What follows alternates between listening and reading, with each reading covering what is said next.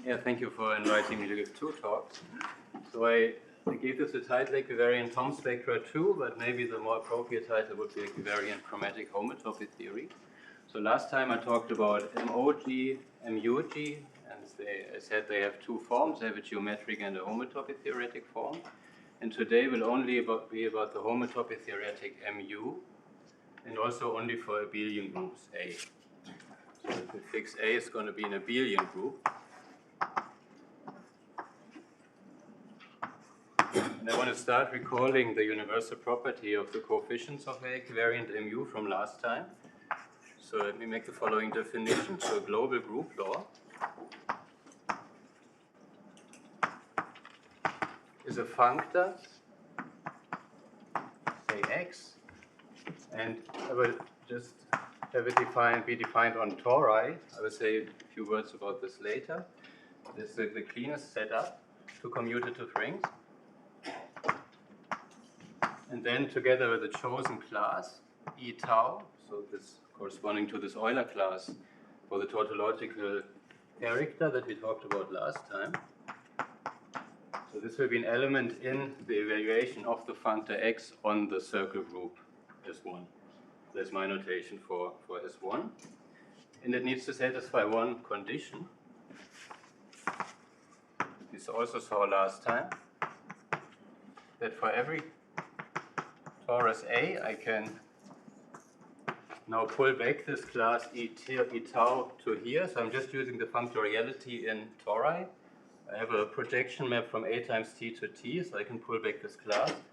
Maybe I should put this into the notation. Let's say P upper star E tau, and I multiply with this class. And then I can restrict to the first component. And this should be exact for all tori A. So that was one of the properties of that Bordism spectra, or the coefficients of Bordism spectra, satisfy that we worked out last time, and now we axiomatize this and make it an algebraic definition. And to have this correspond to the topology and algebra, it's best to restrict to tori for this.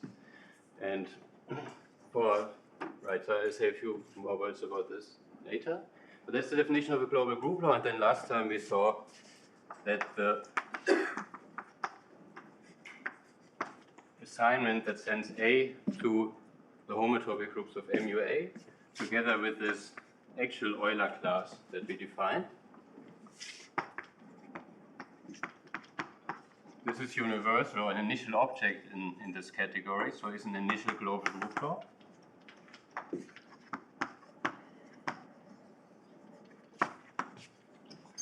And for this one, you actually have an exactness like this for every abelian group, even for every compact Lie group. So I guess this.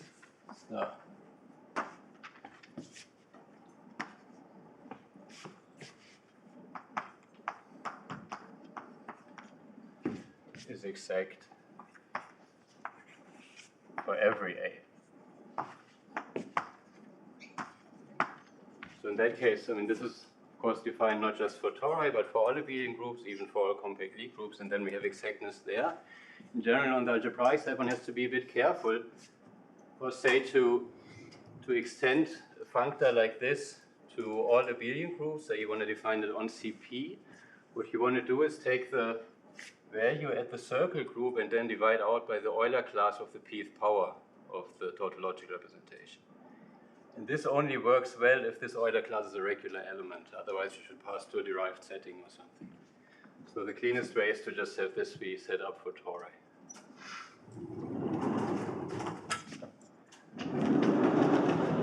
Okay.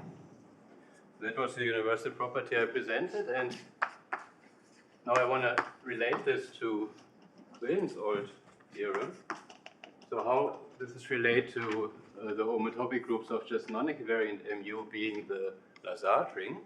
If I have a global group law, I can turn this into a so-called complete global group law by completing at the kernels of the augmentations. So I define an ideal This is my notation for the trivial group. Normally I would write E, but E is also the Euler class, so I think that's confusing. So 1 is the trivial group. I have a restriction map like this, just from the functoriality. I can take the kernel, and I denote this by IR, and then I can complete at this. And it turns out that if I do this, I always get a power series ring in n variables. And these E1 to En are exactly the pullbacks of, sorry, there should be a torus here. I take the value on the torus of rank R and I completed this ideal, and then I always get a power series ring. So maybe let's do this for T for R equals 1, just for the circle. So the short exact sequence, so in that case A I would take to be the trivial group. That short exact sequence tells me exactly that the kernel of the augmentation, which is its restriction map, is generated by E tau, and it's a regular element. Moreover, I also have, just from the factoriality, I also have a map in the other direction. And then you can work out that if I completed this, I'm always going to get a power series on this generator of the idea. And this generalizes to higher rank to always get a formula like this. And so this has, before I complete it, I have this functoriality in maps of tori, and this carries through. This preserves the augmentation ideas, so I get another global group law, which I call this. This is again a global group law.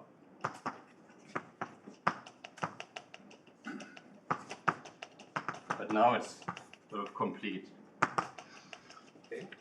And I can look at the subcategory of global group laws for which this doesn't change anything. Those are the global, the complete ones, and this gives me an inclusion.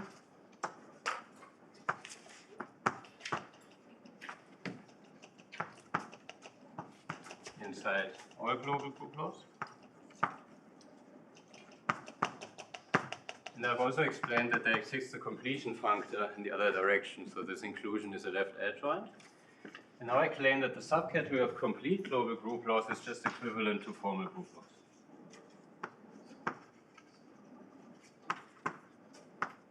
In the non-equivariant sense. How does this work? I take a complete global group law, say Y. Now I have to send this to a power series in two variables.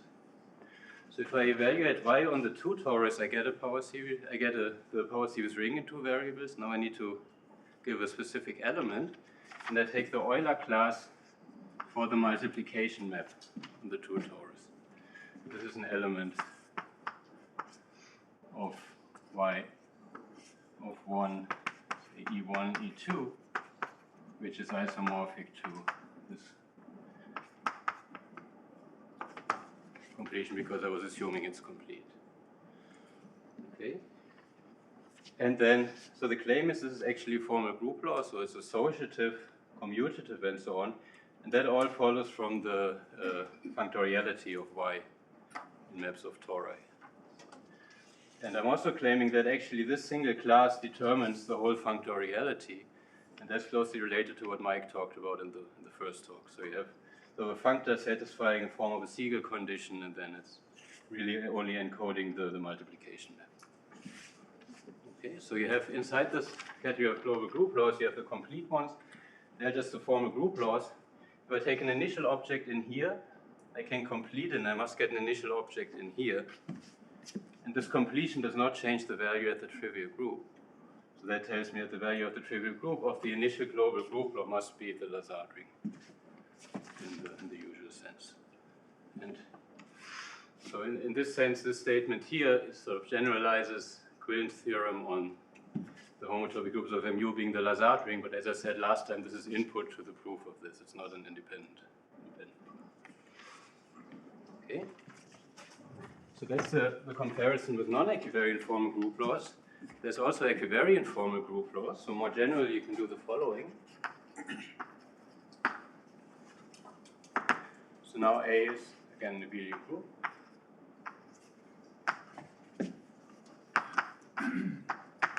And there's an adjunction from these global group laws again to the so-called A-equivariant formal group laws. And these are meant in the sense of Cole, Green, Lees, and Krish, like the definition.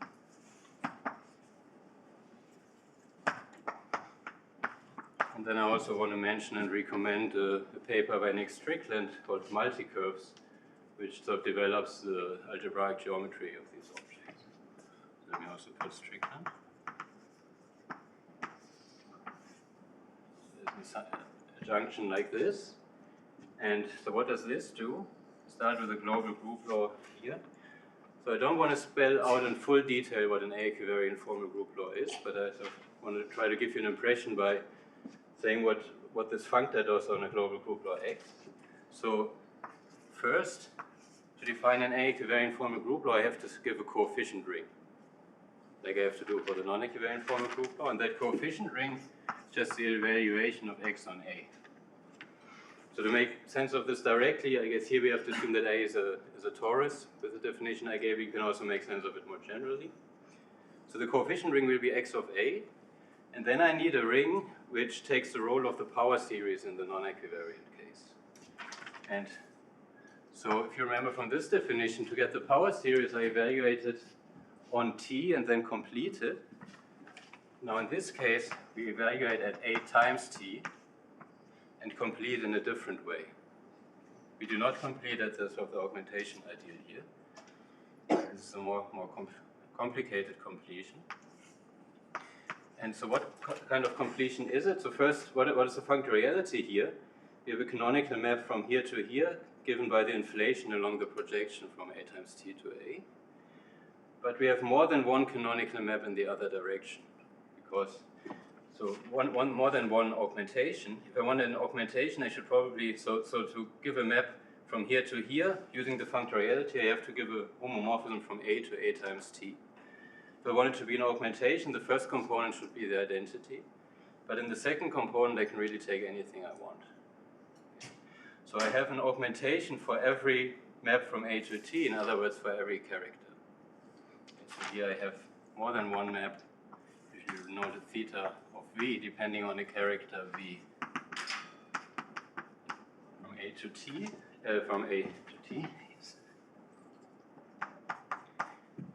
And on here I also have additional structure. If I have a character, I can let this act on this group up here by sort of looking at the matrix. We should use a color. So I can act on here by using a matrix of this form. So in summary, I have these different augmentations, and I have an action of the dual group of A on this ring. Okay. And then on top of this, I also have a co-multiplication, like I would expect from a formal group law, because I want sort of an Hopf algebra object. And I can also get this from, again, just a multiplication at T. Okay, so this is, if you want to, so the definition Cole-Krish give is exactly this. You have a commutative ring, then you have a complete co-algebra over it, which has augmentations for every character, which also has an A-dual action, which is sort of compatible, and then a bunch of conditions. Okay, so it's a lot more complicated to write down than just a power series in two variables. And the main difference is really that this co-algebra is not always the same ring. Non-equivariantly, these axioms force this to just be a power series ring over the coefficients. Equivariantly, this is not the case. There can be different rings. Is there any question about this? But in any case, you have an adjunction like that, and again, you can argue that the initial object must map to an initial object. So from that, one sees that if I evaluate, if I take the A-equivariant coefficient of MUA, then this becomes the A-equivariant Lazard ring. So this adjunction shows that if I look at the initial global group law and evaluate it at A, I really get the A-equivariant Lazard ring. And it's not difficult to see that the family of A-equivariant Lazard rings has this functoriality, so that it becomes a functor on tori or on abelian groups. But it's actually not obvious that it has this regularity property if you build this directly. So sort of understanding the Euler class torsion in equivariant Lazard rings is one of the main difficulties.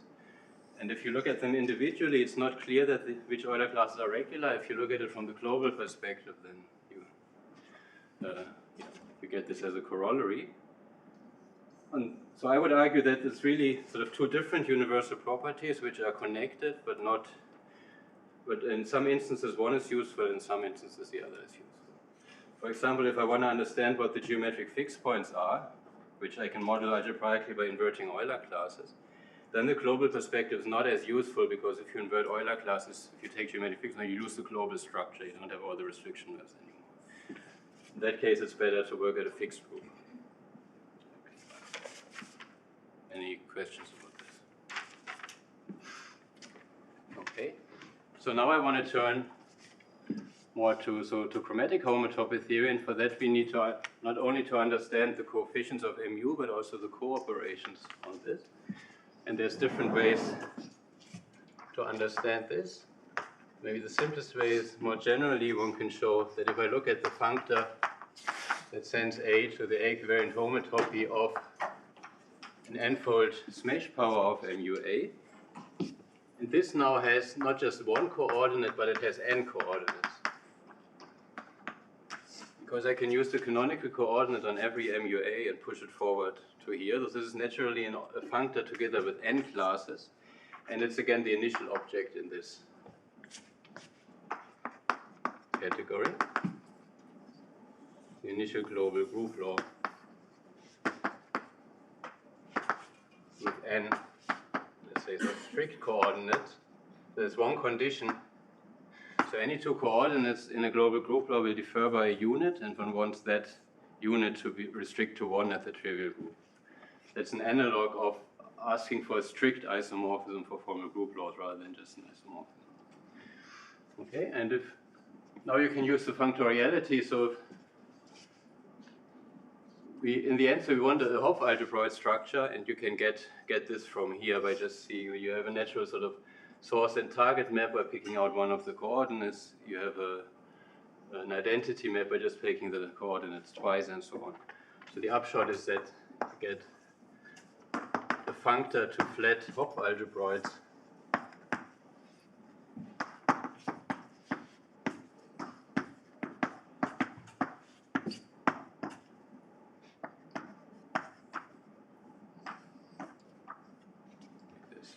so you have to show that there's sort of a Kühnert formula for these, but this turns out, and they have sort of the nice property that they're flat.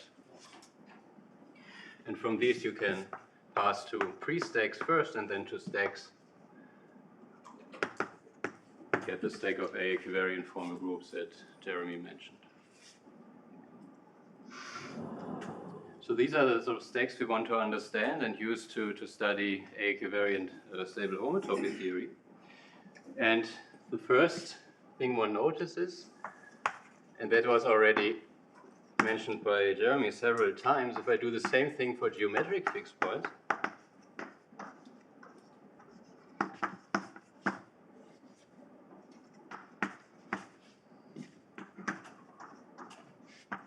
then I also get a Hopf algebraic, but this stack is just again is equivalent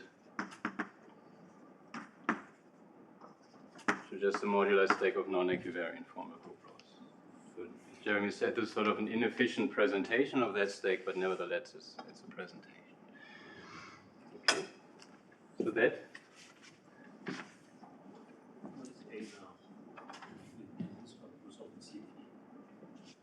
A here can be any abelian compact Lie group.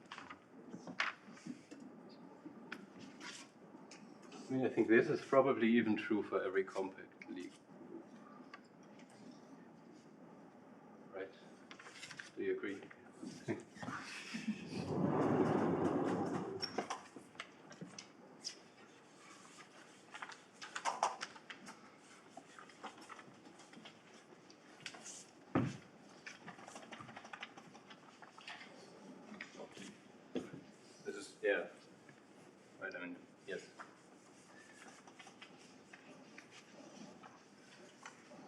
But if G is non-abelian, then we don't know that this is Hopf algebraic, for example.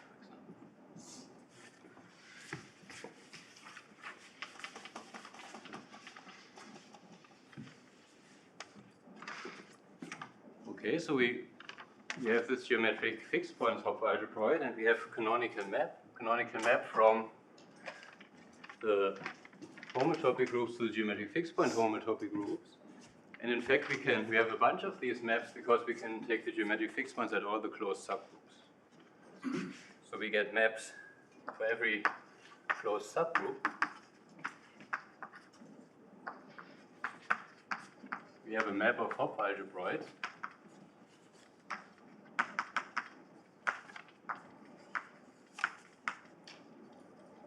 And I will denote this by phi A B.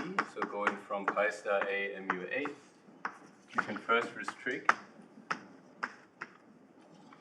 to pi star B mu B, and then we can pass to the geometric fixed point.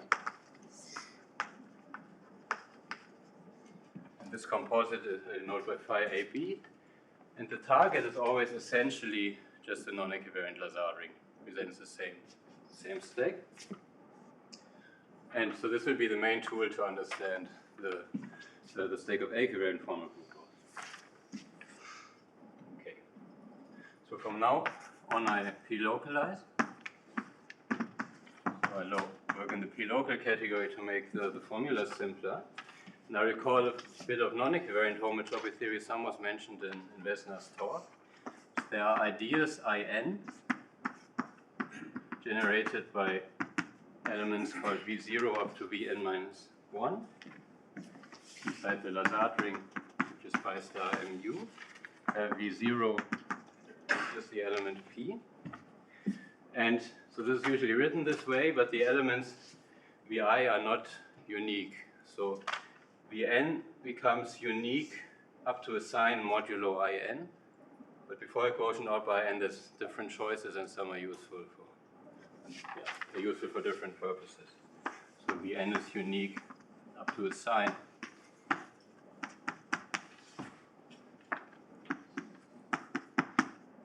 Modulo In.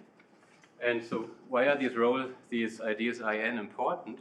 Because they're so-called invariant prime ideas.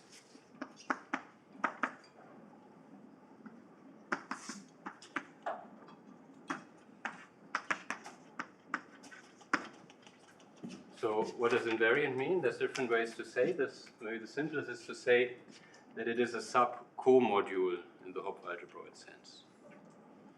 Okay. Another way to say it is that if you apply the source and the target to this, and then you take the ideal generated in the co-operations, you get the same idea. Okay. So this is an invariant idea. Why is this important to understand the invariant ideas? So I can now take the quotient of L by In, I get another Hopf algebroid, and in particular another co-module, and these are sort of the building blocks of all the finitely generated co-modules. And if I take the mu homology of a spectrum, I will get a co-module over this Hopf algebroid, not a general pi star mu module. So ultimately, we want to understand the mu homology of spaces and the implications, and the building blocks really come from these invariant ideas. So write this down. So in particular, this quotient is again a Hopf algebroid.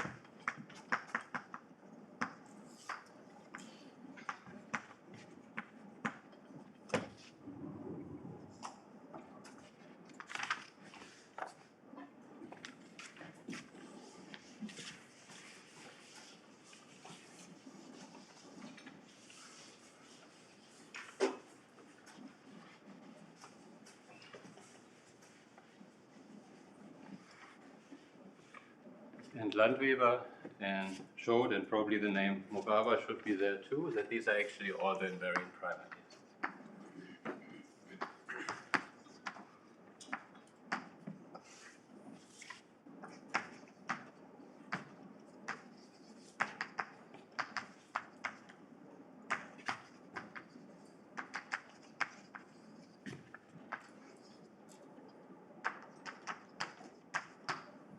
Okay. Now we want to repeat this equivariantly, and we have all these comparison maps from pi star A mu A to a Hopf algebroid, which is essentially just pi star mu. And being essentially just bi-star will in particular mean that they have the same invariant prime ideas. So what we can do is we can use our map of Hopf algebroids to pull these back. So we take phi AB and take the pre-image of this invariant prime ideal, and it will again be an invariant prime ideal.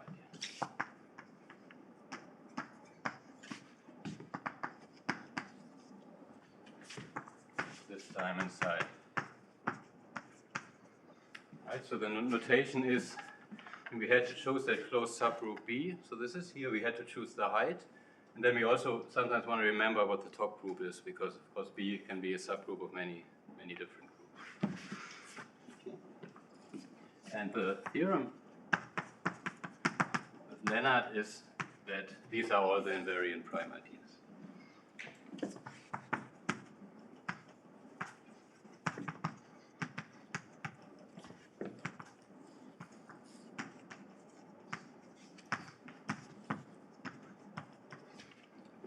All pairwise different also, and moreover, when we look at the space of invariant prime ideas, so we can think of this as a subspace of just the spectrum of the ring, in the subspace topology. We get a space.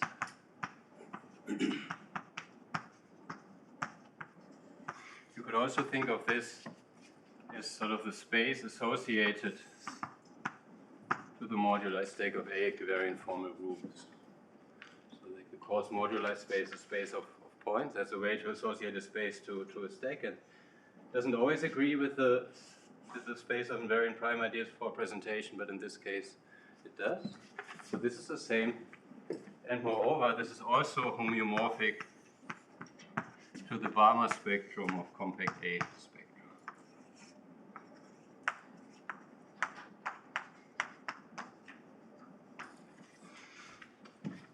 Okay, so this is, I'm not going to spell out in detail what this means, but to every sort of rigid tensor triangulated category, Paul Balmer, who's maybe in the audience, constructed a spectral space, the now called Balmer spectrum, sort of encodes the global structure, the thick subcategories of the category. And this was computed previously for abelian groups, so before this connection to algebraic geometry. This was computed. The first name to mention is probably Niels Strickland,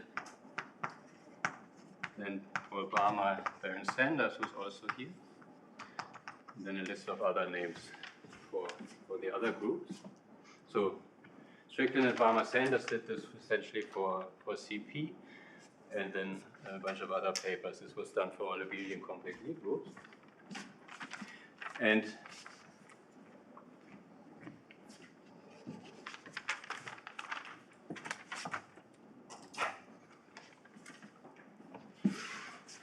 so let me give an example of this.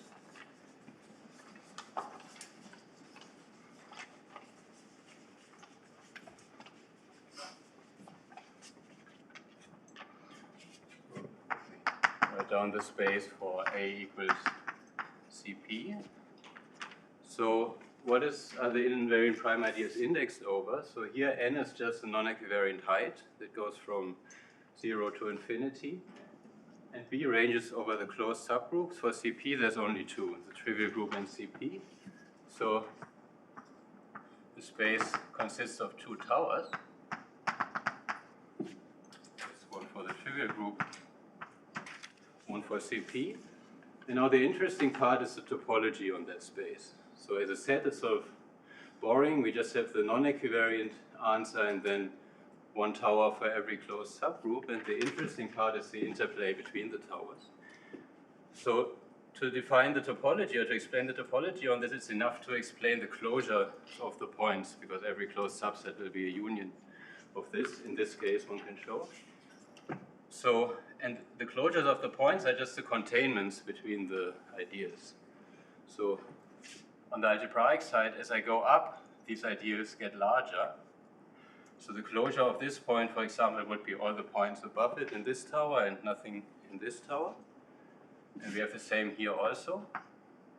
And now there's also an interplay in the way that the closure of this point also contains this point and all the points above. So the picture is like this. So it's saying infinity is at the top. And this is infinity, yes. So we have this sort of height 1 shift, which is called blue shift. I say a bit more about this, connecting the towers, and as one goes to infinity, this becomes just slope 0.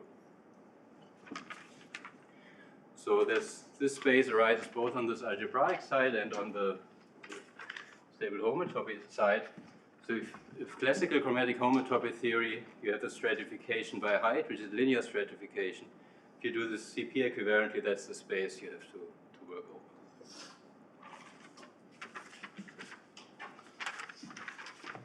Any questions?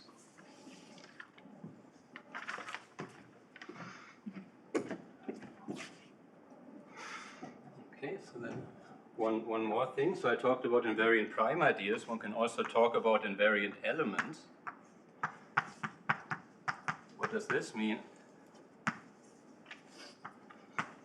In that case, we really ask for the source and the target to map that element literally to the same element. And the Vn only becomes invariant if I've already quotiented out by In. And moreover, one can show that these are essentially all the invariant elements. If I look at the subring of this Hopf algebroid, then this is isomorphic to Fp Vn when n is at least 1, otherwise it's a p-local integers. So mod In, this is essentially the only invariant elements up to powers and sums. And why are invariant elements interesting? So these are cyclic modules over the Lazard ring, and so all the sort of L linear or L mod In linear endomorphisms are going to be given by multiplication with an element. And that map is a map of comodules if and only if the element is invariant. So this plays a role if you want to understand homomorphisms of comodules. And homomorphisms of comodules sort of live on the 0 line of the Adams-Novikov spectral sequence. So if you want to understand maps between finite spectra or self-maps of finite spectra, sort of these understanding comodule maps is the first step, and then you have the Adams-Novikov spectral sequence to relate it to the actual maps. And if there exists a Smith-Toda complex which has this as a mu homology, then this would literally be the 0 line of that.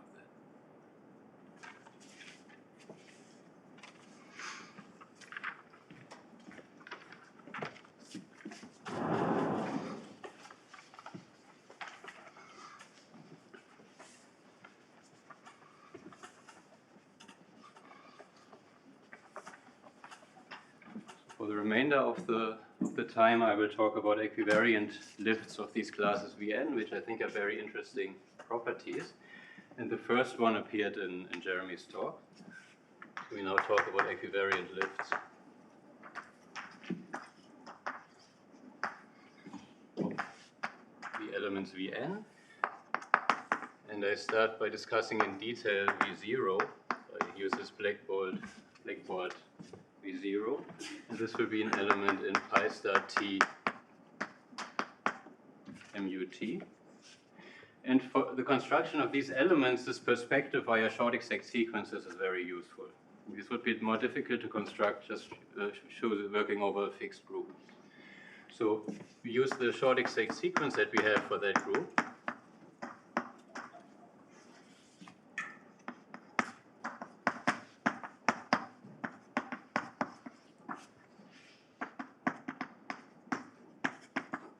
That's the simplest of the exact sequences we have. And we can compare this to the completed setting. So we can pass to the complete global group law, and we get a power series ring on the class E tau over the value at the trivial group, which is just mu star.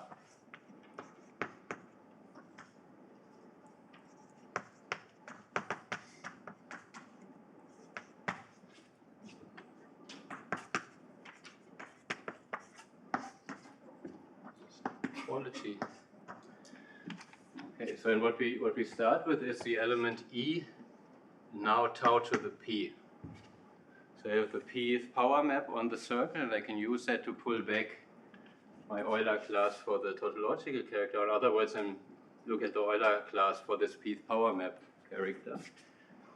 And if I restrict this to the trivial group, this will map to 0, because all the Euler classes are 0 over the trivial group, because every representation of the trivial group is trivial. What happens if I map it to here? So, as I said, this is taking the sort of the coordinate and pulling it back along the Pth power map, but that's what exactly how on the completed side Wessner defines the P-series of the universal formal group. So this Euler class is a refinement of the P-series, but this also maps to 0 here. The P-series on E tau. On E tau, yes, thank you. So this maps to 0, so we can divide it by E tau, so we have an element here, and this is a V0. And from this commutativity means that after completion we've refined the P-series divided by E tau.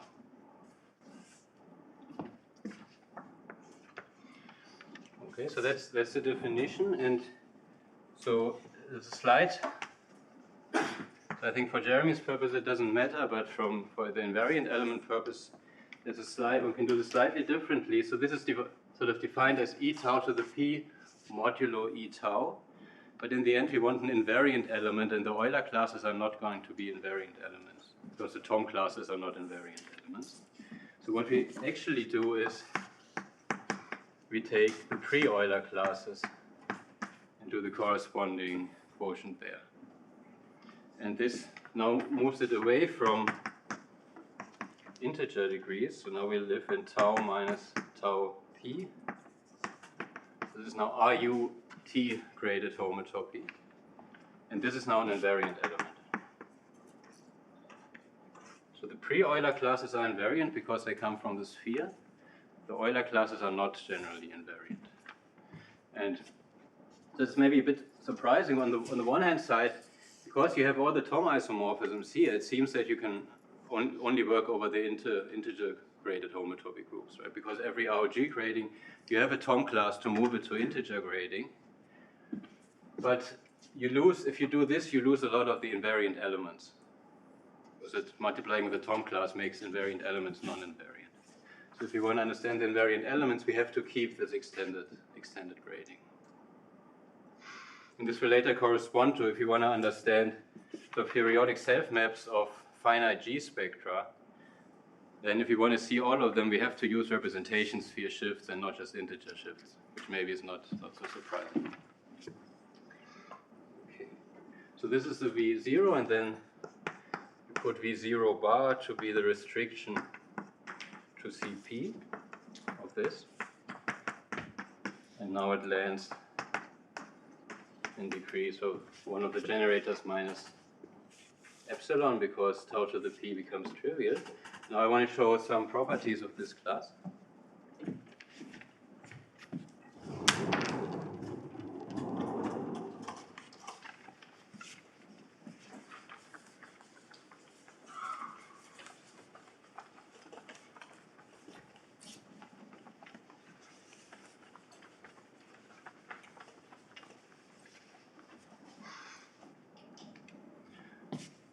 So we have an invariant element, and we have all these maps. It's not optimal. We have all these maps of Hopf algebroids to pi star mu, and there we understand all the invariant elements. So what does this do here? So first I can look at by Cp of this class V0 bar. And so this is now just taking the image in the geometric fixed points. So here I've divided, so I take the pre-Euler class for this Pth power mod A tau. I've restricted to Cp, that makes this 0, right, because the character becomes 0. And passing to geometric fixed point means that I invert all the Euler classes. Okay, so I have some sort of an element which looks like 0 mod something which I invert. So after I've inverted it, this class will become 0. So this is 0, or in other words, this class lies in this invariant prime ideal that we denoted CP is CP0. Right? Because I0 is the 0 ideal, and we take the map to the geometric fixed points, we pull back the 0 ideal. It means exactly I want something in the kernel of that map. And in fact, this class U0 bar is a generator of this.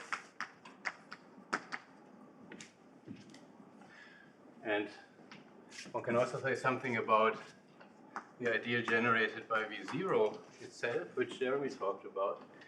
And this is the generator. So now this now lives at the circle group, but the subgroup is still CP.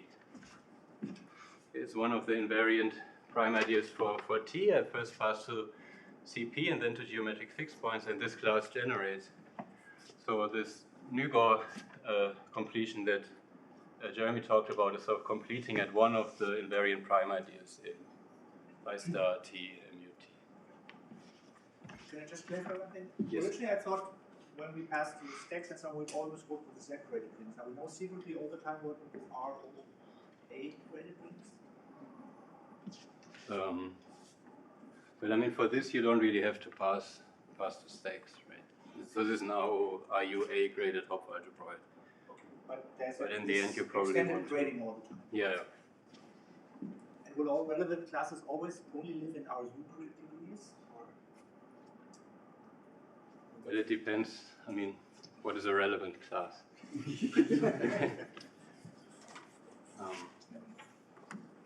I mean, if you, a lot of questions you can ask, right?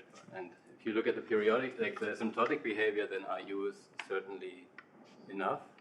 But if you want to understand the full I mean, there's going to be classes outside of the RU grading, which are difficult to capture from this point of view. Okay, and so that's what this does. Then we have another map to pi star mu, and this is just a restriction map to the trivial group. And I claim that this is P, and for this we use this comparison with here. So it doesn't matter whether I first restrict to the trivial group or whether I complete and then take the zeroth coefficient. That's the same thing. So I have to look at the zeroth coefficient of the P series mod the generator, and that's P. Always starts with P, E tau, and so on. So that means that, so since this was a generator of this ideal, I see that this is not contained in the ideal for the trivial group of the corresponding height, because this would mean that the map sends it to 0, but it is contained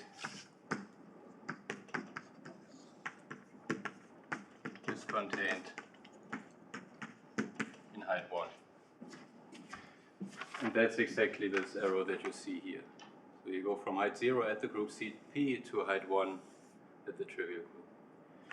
And this is this instance of blue shift.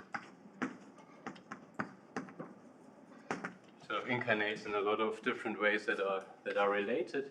For example, also a similar phenomenon is that if you take the Tate construction on CP equivariant K theory, you get something rational. Or also there's a Smith theory interpretation that if you have a finite CP-CW complex where the underlying space has trivial K theory, then the fixed points need to be rationally trivial. So those are all statements that are sort of related. Yes, and this is maybe the initial version because this maps to all the other theories. Okay. Questions about this? So that's all I want to say about the n equals 0. So what do we do for the general n? So first we set A to be the elementary abelian P group of rank n. And then so the definition that I think is correct, the right definition is the following. So we set this to be, I first write the formula and then explain it. So this lives at the group A times T. So elementary B and P group of rank n, and then you take times a circle group. And so this is again just a quotient of pre-Euler classes. Here I'm using the tau again corresponds to the inflation for the last factor. I take the pth power again. And here I take the regular representation of A, and each time I tensor it with tau. Okay. And the claim is that I can form such a quotient, and then it will live in degree rho A tensor tau minus tau to the p. And in fact, I can't do this directly, but I first have to mod out by one of these prime ideas, namely the one at the top group. I have to mod out by the kernel to the geometric fixed points. So this is again constructed via these short exact sequences. And so this of course decomposes as a product over all characters v or AV tensor tau. And these are all split characters, so you can use a short exact sequence to see that this class will be divisible by each of them individually. But you need to quotient this out to make it indivisible by the product, so to make the classes co-prime to one another. So this is sort of analogous to how you would, Vn non-equivariant is really only defined mod In. It's only canonically defined, at least up to a sign mod In. And again, we have a Vn bar, which we get by restricting to Cpn plus 1. So we also have a Cp inside the circle. We restrict to this. And this last one becomes 0. Sorry for the... And then one also has to quotient out by something that I don't want to make precise now.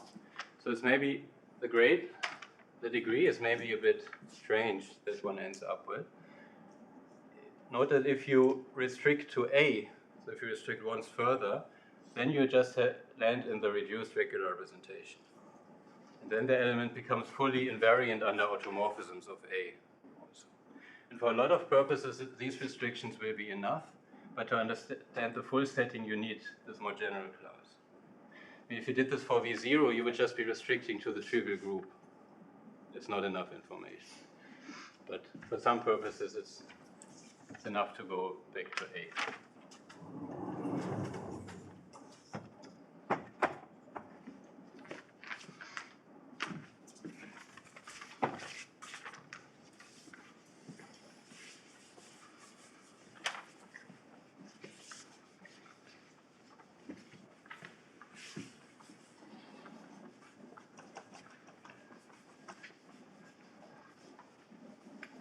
So what are the, I didn't write this down, but this is again an invariant element.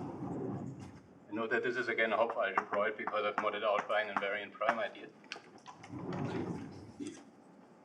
And the claim is that if I restrict, so I now take these phi maps and go to a subgroup of this form, apply this to Vn, that every time I go down by rank 1, I gain height, I gain 1 in height. So the formula is Vn minus k, where v minus 1 is interpreted to be 0. So at the geometric fixed points directly, this will map to 0 for the same reason as we had before. Then if I go to A, so Cp to the n, then I get V0, so P, and then every time I get a height larger, and at the trivial group, I get Vn.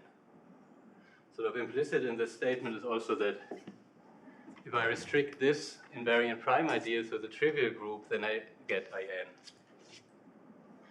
And this is again related to these inclusions of prime ideals that we we saw here. Any questions on these classes?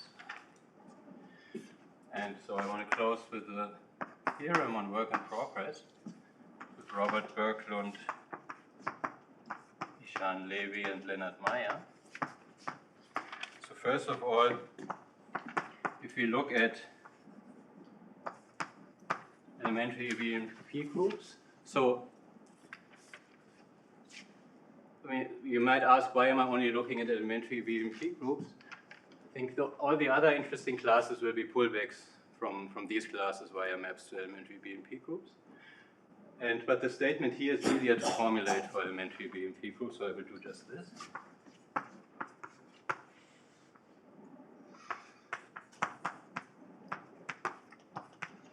So I will now look at a quotient that's sort of analogous to L mod IN, which we had here, and look at all the invariant elements. And the star is meant to look at RU G grading. And the claim is that one has the following. So first one has a bunch of elements which are not very interesting. They already live over the sphere. So I have the pre-Euler classes, of course. I already said they're invariant. And then I also have, so here this is for all V non-trivial characters, and here I have this for all. So if I take the pre-Euler class for a power of V, then this differs by the pre-Euler class of V by a unit if I work V locally. So this is already the case for the sphere. And then I only have one more element, and that is this element that I just constructed. So now I'm actually restricting to A. So it lives in this nice degree. And there's one relation. So this now lives in the reduced specular representation. And there's one relation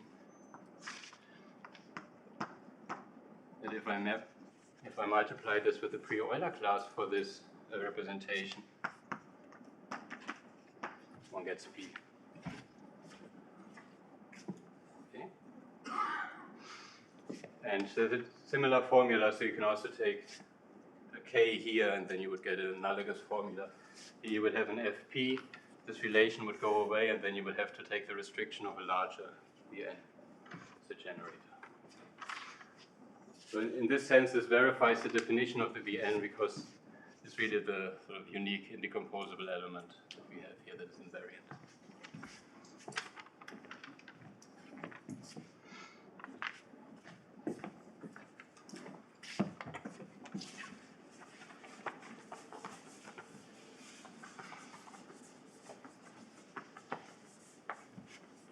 And then the second part is about equivariant periodicity, so that if we have a compact CP to the n spectrum with a property that the type, so I can take, if I have a compact G spectrum, I can take all the geometric fixed points and there'll be compact non-equivariant spectra. So I can take their type in the chromatic sense. And I want this to be of type n on underlying, but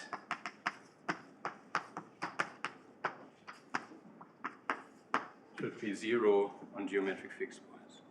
That's the maximal shift in type that you can realize on a finite CP to the n spectrum. So for every reduction in rank by 1, you can only go down by 1. And so why does this show up?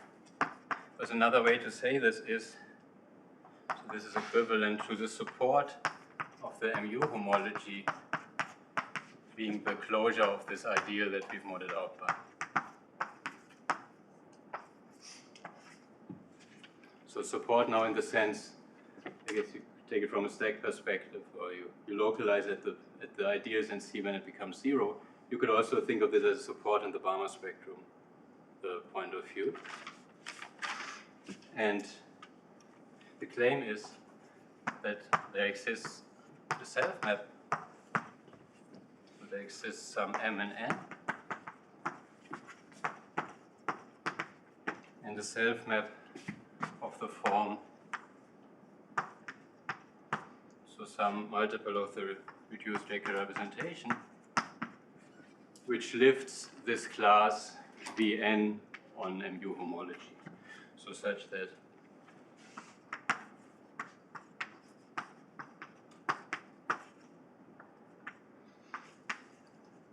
multiplication with this class, the power of this class. Okay.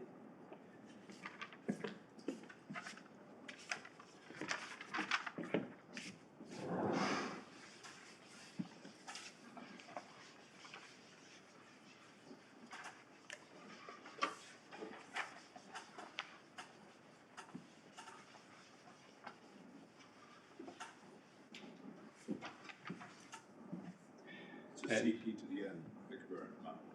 Yes. Equivariant self-map. So the bottom. Maybe you CP to the n star. Oh, sorry. Yes. Thank you. Right. So what does this mean for the map if it has this effect on mu homology? That means that if I take a subgroup of rank k, say elementary Bn of rank k, then I can look at the B geometric fixed points of that map. So this will be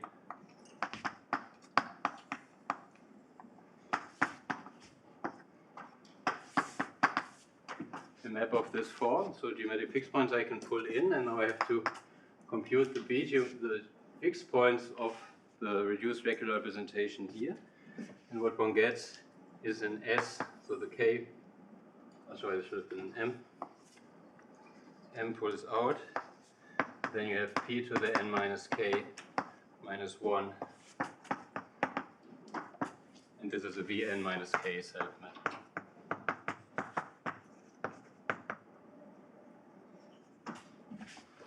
So you have a Vn self-map of the respective height on all the geometric fixed points. And the reduced regular representation exactly has the right degree that when you take fixed points, you land at the right power of B. And so I want to mention a few other names. So there's also related work by Mark Behrens and Jack Carlisle, who sort of set up the theory of periodic self-maps, and they also construct some explicit ones at low heights and for CP, and maybe some cyclic groups, and also William Balderrama has some related work. So how much complex representations when there's two ends here? Yes, thank you. That's right. Yes. Okay, so this is part of sort of a general project on understanding the periodic self-maps of finite G spectra. And this is the simplest case in a way, because these are the spectra whose support is irreducible in the Balmer spectrum. And there the answer is relatively simple, that there's only this one element that we can realize. In general, the periodic self-maps that will exist asymptotically will depend on the support in the Balmer spectrum. And if it's not irreducible, the answer is more complicated. And you sort of have to cover it by irreducibles and glue them together. So the simplest statement is for these finite complexes with maximal height shift. For example, the sphere does not have irreducible support. So already for the sphere it's more complicated. And I will stop here.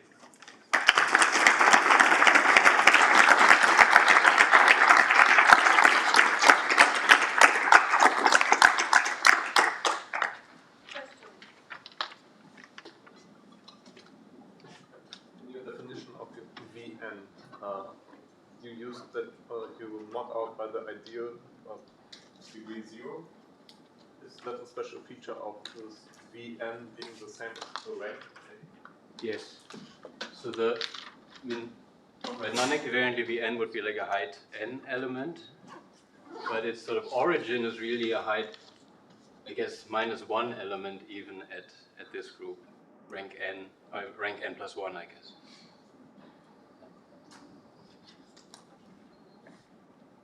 Other questions?